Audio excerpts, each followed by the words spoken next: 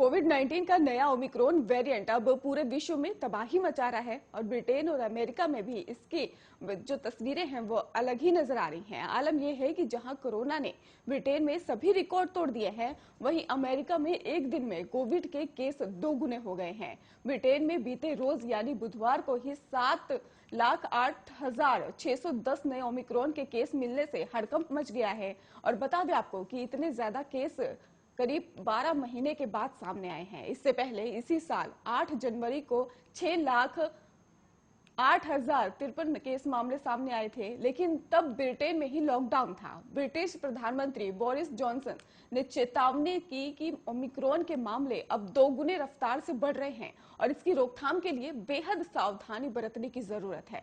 और उन्होंने कहा कि हमें बूस्टर डोज बढ़ानी होगी क्योंकि इससे संक्रमण से निपटने में सहायता मिल सकती है।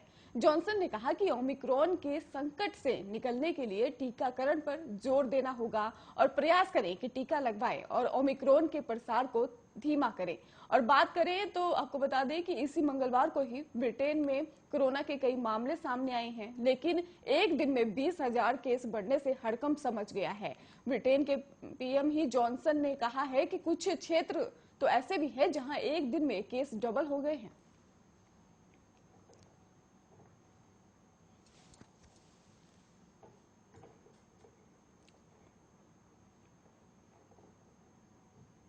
अगर आप सरकारी बैंकों की शाखा में जाकर कोई भी वित्तीय या गैर वित्तीय काम करवाना चाहते हैं तो आपका काम ना हो पाने की पूरी आशंका है। आज 16 दिसंबर और कल 17 दिसंबर को सरकारी बैंकों में स्ट्राइक रहेगी। United forum of banks union ने 2 दिन की हड़ताल करने का भी ऐलान कर दिया था और जिसको रोकने का प्रयास सफल नहीं हुआ है। लिहाजा इस हड़ताल में सार्वजनिक क्षेत्र में ही आपको बता दें कि ज्यादा ब्रांच में कार्यरत अधिकारी और कर्मचारी शामिल होंगे और सरकारी बैंक के कर्मचारियों को वित्तीय या गैर वित्तीय लेन देन या अन्य किसी तरह की बैंकिंग कामकाज के लिए अब शनिवार का इंतजार करना होगा, क्योंकि 2 दिन की स्ट्राइक के चलते बैंक अब 18 दिसंबर शनिवार को खुलेंगे। United forum of bank unions के प्रदेश संयोजक महेश मिश्रा ने प्रेस रिलीज जारी करते हुए बताया है कि केंद्र सरकार संसद में मौजूदा सत्र में बैंकिंग कानून संशोधन विधेयक लेकर आ रही है और जिससे भविष्य में किसी भी सरकारी बैंक को निजी क्षेत्र में देने का रास्ता साफ हो जाएगा।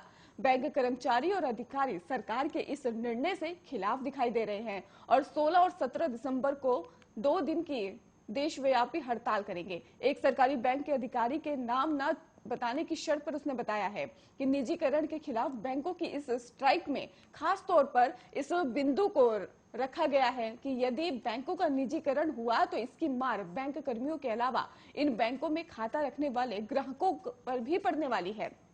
देखा जाए तो सबसे ज्यादा उन खाता धारकों पर इसका असर पड़ेगा जो निम्न वर्ग से आते हैं और ऐसे खाते जो जीरो बैलेंस अकाउंट पर होते हैं। उन्हें खोलने के लिए सरकारी बैंकों में जिस तरह से सहयोग दिया जाता है वो निजी बैंकों में भी किसी भी तरह से देखा नहीं जाएगा।